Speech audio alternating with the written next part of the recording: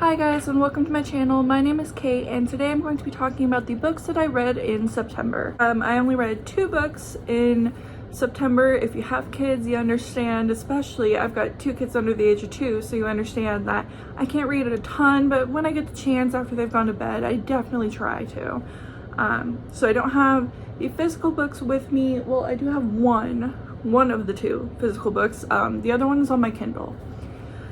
So for the first book, I read Dark Lover by J.R. Ward. It is the Black Dagger Brotherhood book series. It was the first book in that series. So the genre was fantasy, and I would graciously give it a title of dark romance, but I wouldn't say that's the biggest category. I would definitely say fantasy more than anything. Pages or length, it was 393 pages. And I started it on August 25th of 2024 and finished it September 14th of 2024. So I've got this little book here, and it just kind of shows, like, you can put quotes, you can put how exciting was the book, the ease of reading the book, my overall rating of the book, which I will get into.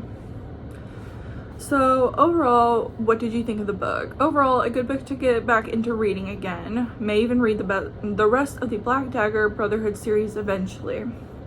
Since writing this, I think my mind's changed a little bit. Just for the fact that, yes, it was a good book to get into reading again. I haven't read in a very long time, and I was going through this phase where I'd read maybe a little bit of a book, put it down, never touch it again.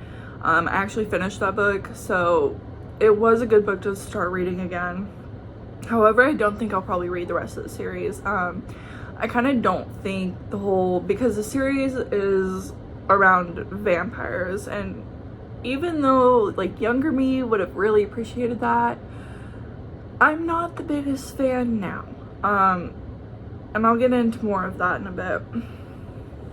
So what was the most interesting, intriguing, challenging, or surprising part? I love the fact that the main character, Wrath, was blind. Also love how Butch, the police officer, befriended the vampires. So that's what I think is interesting here. I love that they made this main character blind, because you don't see a lot of that inclusivity. And I think it's really neat.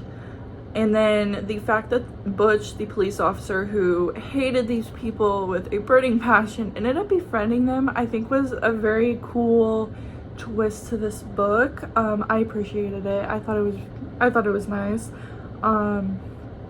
So basically this book revolves around, I'll kind of give you a little bit of the summary of it. There's this girl, her name is Beth. She is very close to becoming a vampire, but she doesn't know it yet. Her dad passed away in a bombing. He was a vampire. Her mother was not. She never met her dad. She didn't know she was going to be a vampire. She had no idea. She believed that these things weren't real. And then basically this guy out of the Black Dagger Brotherhood, he was like the head guy, like their king, so to speak. He came in and he was just kind of telling her, like, hey, I know who you are, I know your dad, this is what's gonna happen to you. They form a romance, and eventually at the very end she ends up pretty much saving his life. It was a good book. I don't have too many complaints about it. Pretty easy read. I did have to go back a few times because they use these words, and I know this is very common in, like, fantasy and vampire books.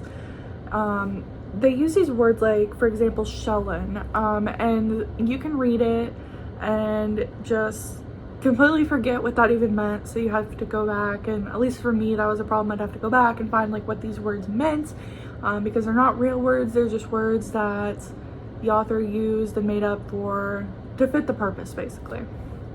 So, what are you going to take away from this book? Fantasy books are okay, but I think I'd like to step away from them for a while, and that is true. Not really my thing, but we'll see. I know I want to read A Court of Thorns and Roses, but I think that has something to do with, like, fairies. I don't know, I'll have to read the book description again, but that one seems kind of interesting, but we'll see. Thoughts and quotes. You've won the evolutionary lottery. You're a vampire. Let's go to Disneyland. The place is also big enough. We could all live there without killing each other. That depends more on your mouth than any floor plan. All I want is one good female, but I guess I'll settle for quantity until I find her. Life just sucks, doesn't it? He chuckled. Warriors are not beautiful. You, to me, you are beautiful. So that was Dark Lover by J.R. Ward. My next book that I'm going to get into is my all-time favorite book ever. Like, way up here. Love it. And I'm sure that a lot of you have heard of it if you are into dark romance, and that is Haunting Adeline by H.D. Carlton. Haunting Adeline, when you think of dark romance books, it's like the worst of the worst in terms of like trigger warnings, and she mentions thoroughly, by the way, in at least on my Kindle in that version. I'm assuming it's in the hardcover book as well. I can look at her in a little bit, but it can take a toll on your mental health. So please, just read the trigger warnings before you even read the first page of the book, because that is very much needed. And I would honestly read both Haunting Adeline and Hunting Adeline. I would read both of their trigger warnings before even starting the first one, because if you're like me, like the Haunting Adeline, I'll get into more of what it's about, but it had some triggers that were like, okay, I don't care, like I can move past these, that's not a big deal, because it's a really good book. Haunting Adeline as the one, oh hi Sylvia. Haunting Adeline is the one I'm reading now, and it is a lot more disturbing, to say the least. It's definitely made me go slower with Haunting Adeline.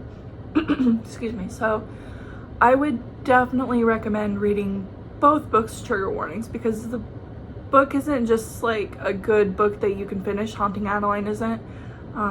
It kind of leaves it on a very big like cliffhanger, so definitely recommend that. But anyway, Haunting Adeline, H.D. Carlton. It's the cat and mouse duet. The genre is dark romance / thriller. Pages or length, that is 583 pages. I started it on September 15th of 2024 and finished it September 28th of 2024. 5 out of 5 exciting, 5 out of 5 ease of reading, and 5 out of 5 my overall rating. What did you think of the book? Amazing book. All-time favorite so far. I could not stop reading. I would spend hours a day, every day reading. It was so good. What is the most interesting, intriguing, challenging, or surprising thing? That Addie fell in love with Zaid. And I'll get to that a little bit. And then 2, like I said, they ended things on a total cliffhanger.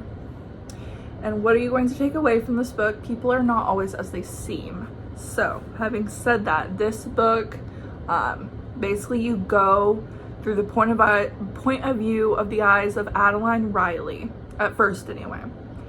And she starts realizing she has a stalker. At the same time this is happening, she is moving into her great-grandma's house. It's called the Parsons Manor. Beautiful, huge Victorian type Gothic style house in the middle of nowhere. It is haunted. It's got some paranormal elements to this book. Basically her life, she is an author. She has a best friend named Daya. And she lives a good life, but then she realizes she has a stalker. She confronts the stalker several different times out of her own stupidity, and a lot of the times she was drunk while doing it. Eventually she does fall in love with Zaid, her stalker, which it's interesting to say the least. She realizes that her grandmother, who owned the house, she was brutally murdered, and she actually like figured out who the murderer was. She took all the evidence that she had gathered and gave it to the police officers, and they solved it. She solved her great-grandmother's murder.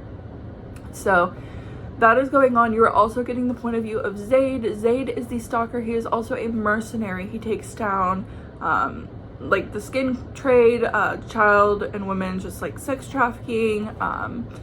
He is, when you think of a morally gray character, he is that. He is the definition of a morally gray character. like 100% fits it.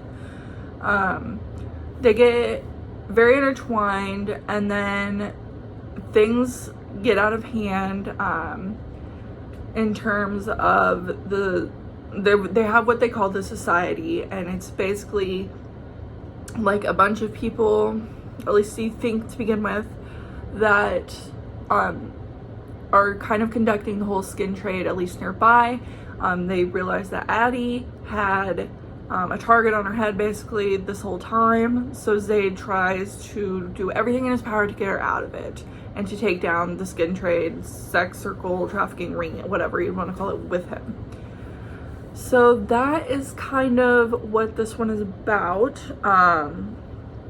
So here are my thoughts and quotes, and I have a lot, as you can see. I highlighted a ton of stuff on my Kindle, and I went through and found them all and wrote them down. So here they are. Let the asshole get murdered wearing a single sock. All I want to do is break her, shatter her into pieces, then arrange those pieces to fit against my own. I don't care if they don't fit. I'll make them. I've just found myself a little mouse, and I won't stop until I've trapped her. Whatever ghosts haunt these walls are no longer relevant, not when there's something much more dangerous haunting the grounds. He didn't even try to hide. Cat got your tongue, little mouse. Nor could I ever confess the new meaning my stalker gave to finger banging. I love Gouda cheese, goddammit. He scares the crap out of me, but just like watching a horror flick, it thrills me too. Baby, you rule the kingdom and I will gladly bow down to you. An angel and a demon, forbidden but drawn to each other anyways. And my personal favorite, let me know which stars you prefer, the ones above you or the ones I make you see. So that is Haunting Adeline and Dark Lover. Those were my September reads. Like I said, I'm currently reading Hunting Adeline, and then I plan on doing a kind of vlog where I give a review of the whole Cat and Mouse Duet, plus a reading vlog of Where's Molly. I got that book as well. So yeah, I just kind of wanted to do that and share that with you guys. I hope you're having a great day. Let me know what you're reading below. See ya.